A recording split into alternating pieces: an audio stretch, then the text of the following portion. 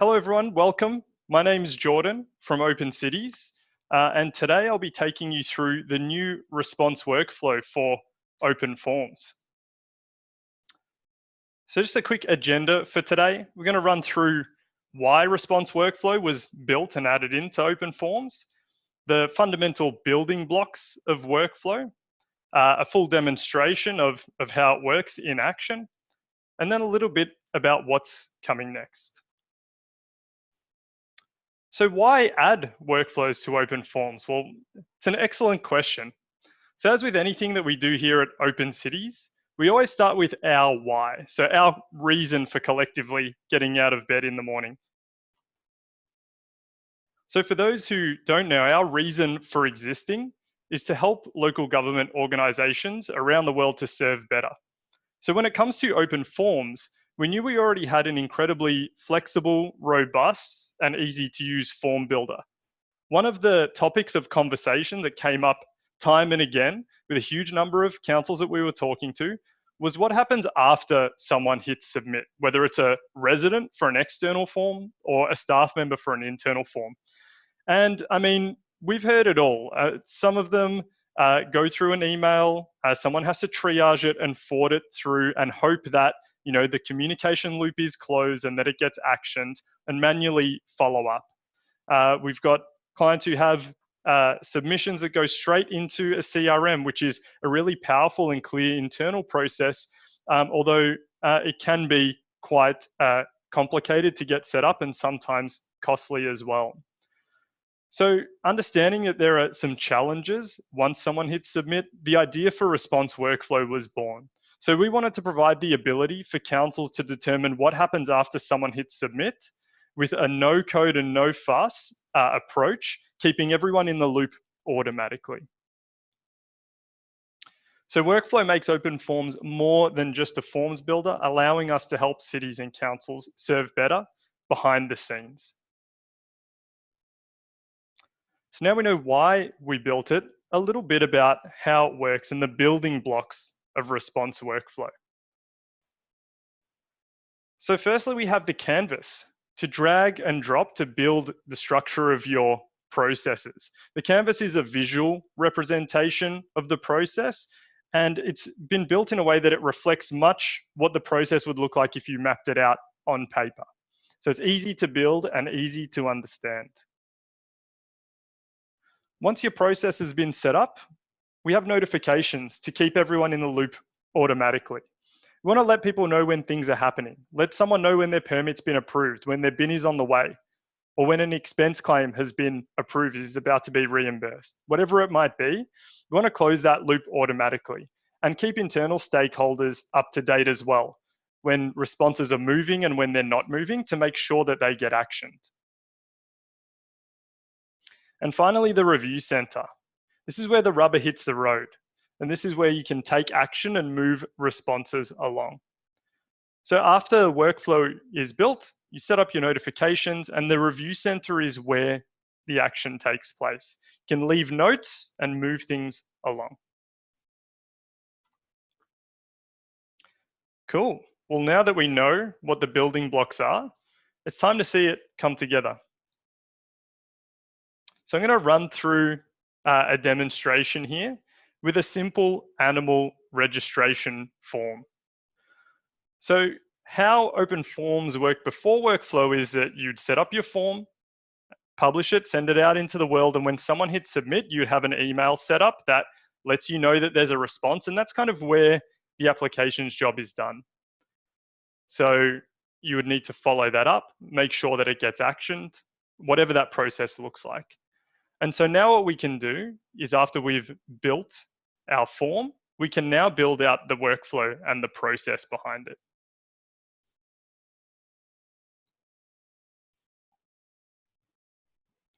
So my job today with the animal registration form is to build out the workflow behind it. So as a form author, I've created my form, I've configured the settings how I want, and now I need to set up the process, which is very straightforward. So there's two main steps after a resident submits this form. It needs to be reviewed. The information needs to be checked to see if the application is eligible or not. If it is, it gets approved, and otherwise I can reject it. Once approved, someone else, another team, another individual, then has to send something out, some tags and some documents. And once that's complete, our job is done. This question here, asking if an animal's breed has been declared dangerous, if someone selects yes, there's actually a slightly different process we need to follow internally with an additional screening step before our regular workflow. So that's something for me to keep in mind as I build this out.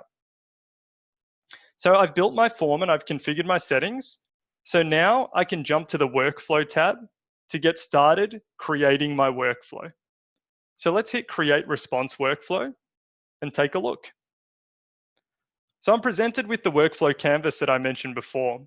And any form starts with a respondent, whether it's internal or external, it starts with someone filling it out.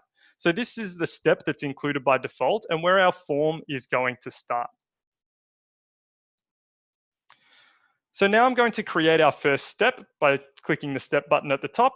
And here I can give it a name. So I'm going to call this one validate info. I can give it a color, which is just a visual representation. I'll leave it as this yellow color, and I can give it a description if I'd like so people can easily recognize what this step is for. I then select whether it's a standard or a final step. With a standard step meaning it's going to be moved along and it needs people to action it, and a final step meaning that this process is complete. It doesn't need to go any further and no one's going to take further action. So I'm going to make this one a standard step, and here is where I get to assign my reviewers. So in terms of who I can select here, it is other OpenForms users within my organization who have been assigned the reviewer role. And if I want to see who they are, I can start typing and it will suggest options for me. So I'm going to select myself here. In terms of determining who is a reviewer, I can simply go into our admin menu and go into users. And this is where I can see the users within my organization and I can manage their permissions and their role. And this is where I can make someone a reviewer.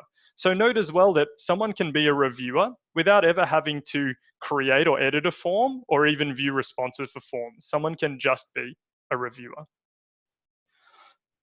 So great, for this one, I'm going to select Jordan Guest as someone who's going to validate this response. So we know that I'm going to approve this or reject it. If it gets rejected, let's pop it into a rejected step. And once it goes here, that's the end of the line. It's not going anywhere else. There's a little stop sign to tell me that that's a final step. If it gets approved, we know that someone needs to send the tags and documents out. Let's make this purple because it's going to be a different team that actions this. But in this instance, I am going to put myself as a reviewer just so that we can see what that looks like on the back end.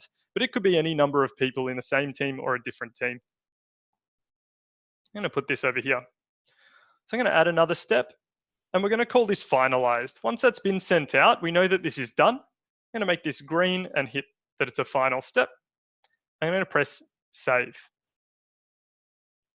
So now I want to start connecting these up. Before I do though, I will put in that step that we talked about before.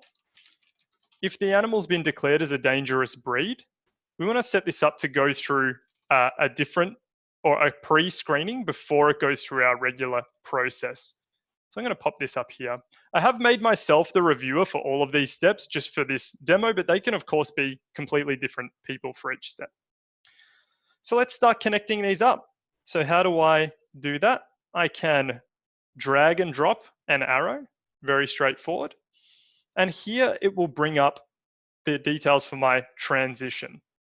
So I can give this transition a name. It's best to use a verb because this is an action that's going to be taken by a reviewer in the review center. So let's use the action reject. If I'm going to move this through to the rejected step, I'm rejecting it. Very straightforward.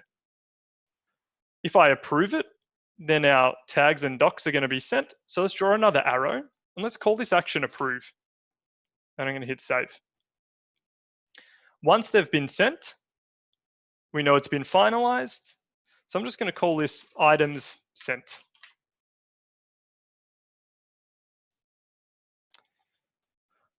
And these are very basic transitions. However, we know that if someone declares the breed as dangerous, that we want to run it through this step before we run through our normal process. So the way that we do that is we click our transition button here to add a transition.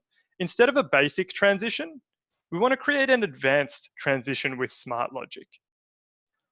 So in the scenario from with respondent, we want to add a step. First, it's asking what our fallback is. What's our default? Well, our default is to go to the validate info step, but we want to add a scenario in case someone selects that their breed of their animal is dangerous. So in this scenario, we want to go to the dangerous breed step when someone in the your details section, when they answer the question, has your animal's breed been declared dangerous, selects yes.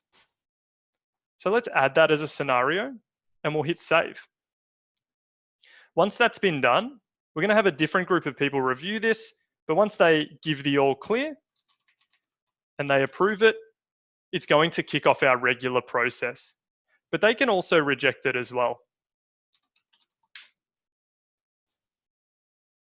So you can see the difference here. Instead of having an arrow connect directly from one step to another, it goes into this little gray diamond here that denotes that there's a logic comparison or calculation taking place. So in this scenario, we've said to check a specific answer. Is it yes? If so, we need to go one way. Otherwise, we go another.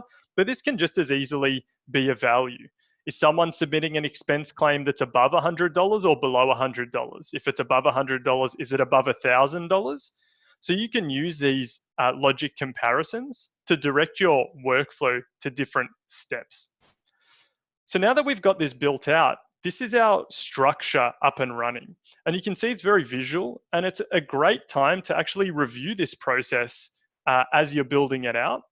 And ideally, you've done so beforehand, but even if you're doing it in this workflow canvas, seeing where there's opportunities to make this more efficient.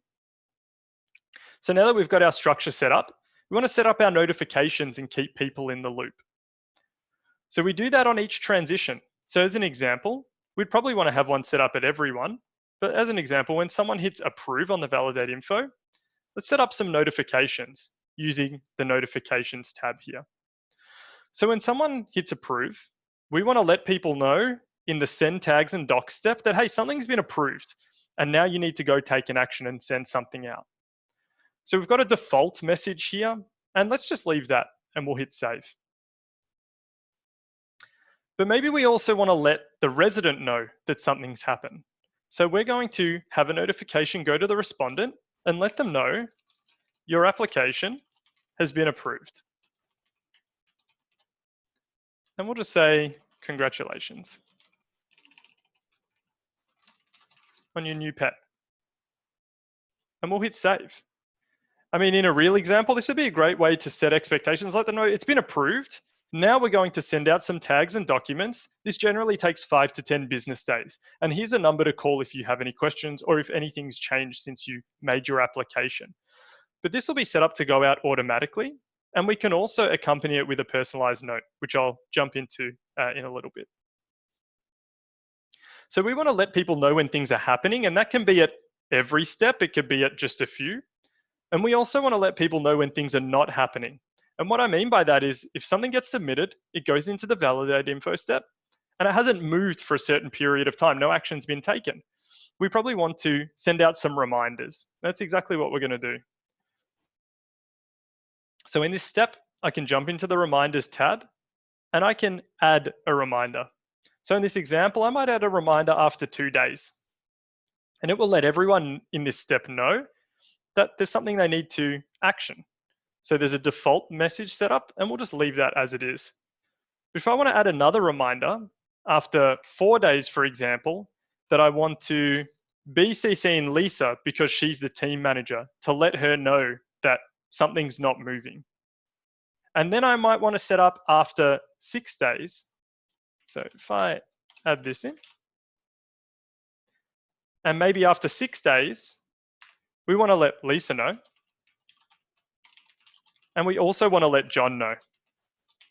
And you can see that we can set up these escalating reminders, as many as you'd like, to keep looping in more and more people to ensure that people within the organization are aware that this isn't moving and that it will eventually get done. Cool.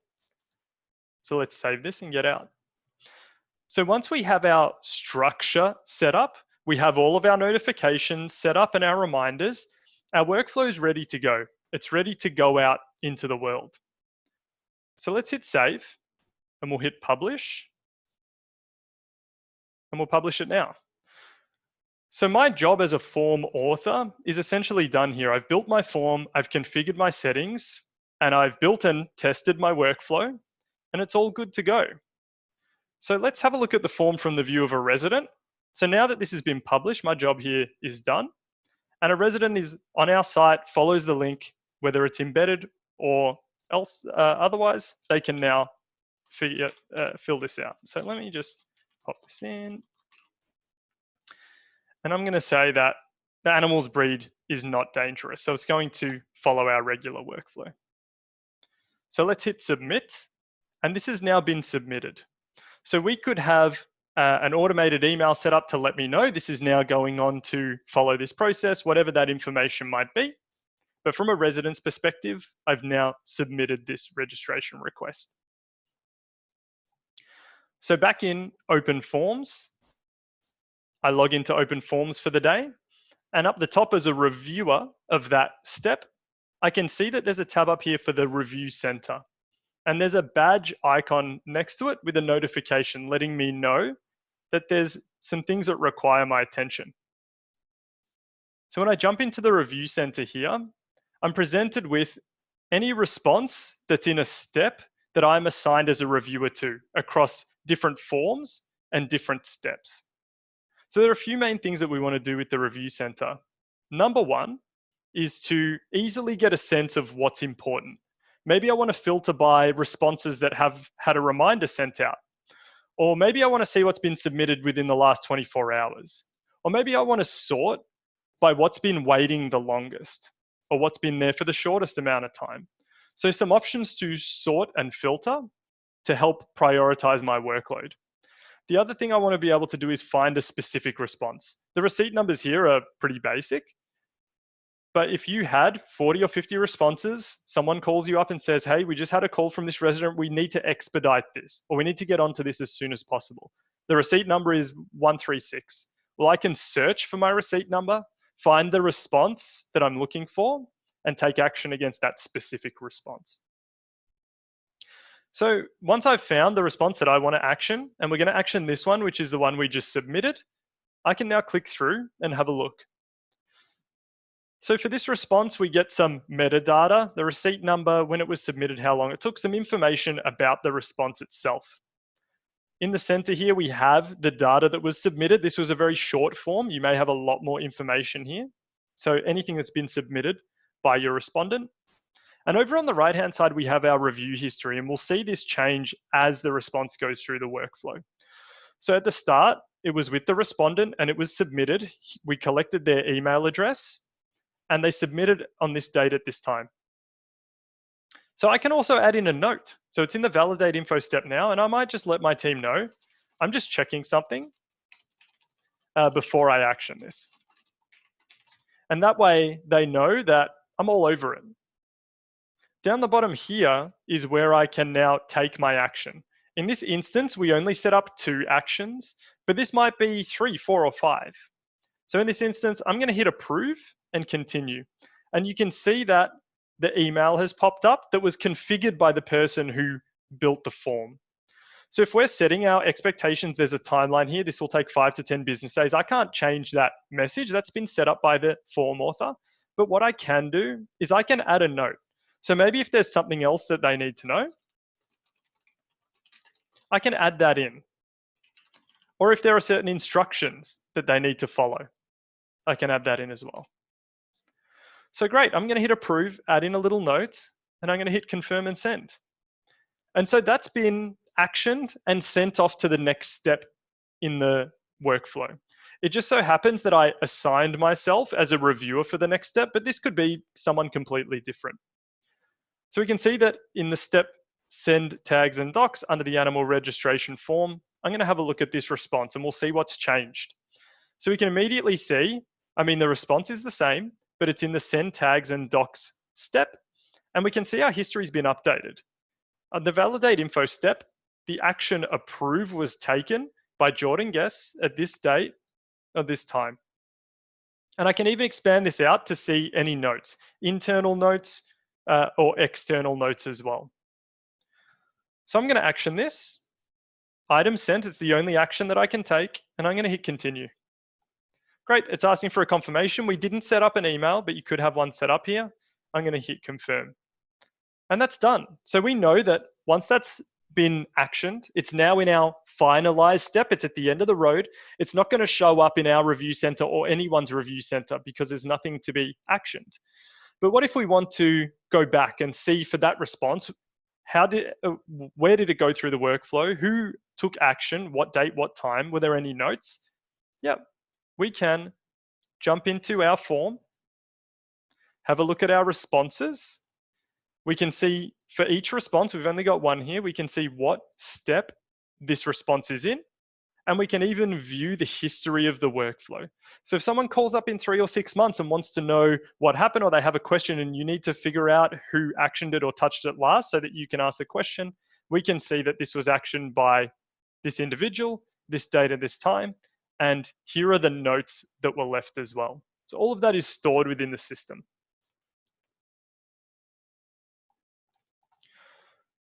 So that's really the fundamentals and the building blocks of workflow coming together.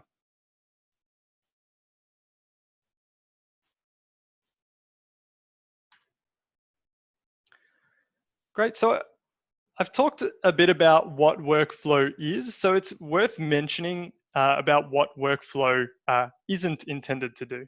So it's by no means meant to replace a CRM or an asset management system. It's a simple way to quickly and easily build a process for a number of internal or external forms and have them go to the relevant team or individual to take action on. So these could be for permit application forms or event booking forms. There are quite a few applications that this could be used for. So we encourage you to definitely jump in and check it out. So before we wrap up today, I wanted to have a chat about what's coming next. Like with anything that we build here at Open Cities, it's going to be improved and iterated on over time. So here are a few of the things that are front of mind to us when it comes to the product roadmap. First up is the ability to request further information. If we've asked someone to upload a proof of address and they accidentally upload a picture of their cat, instead of having them resubmit the form or requesting that information on email, how about the ability to have them log into that response, follow a link, the response is filled out, except for the form, the field they need to correct, where they can then go and upload the correct document or put in the correct information. Office use only fields. We know that there are certain forms where there's maybe a checklist or a reference number or a signature that might need to be added at a certain step.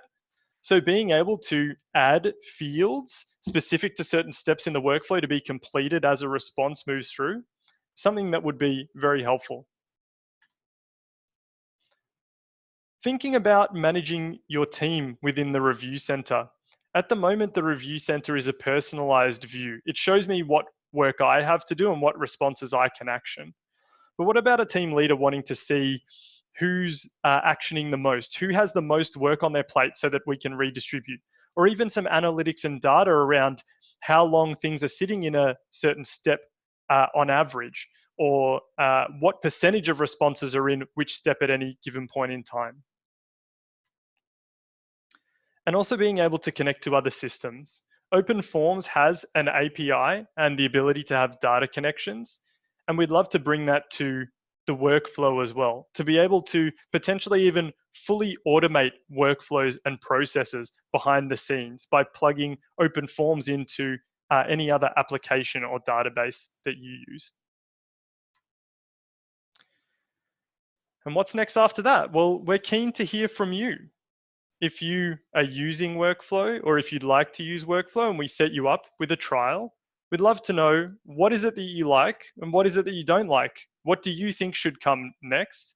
What are some of the challenges that you find with it? Or what are some of the challenges that you're overcoming with it? I'd love to hear how you're using workflow to kick some goals.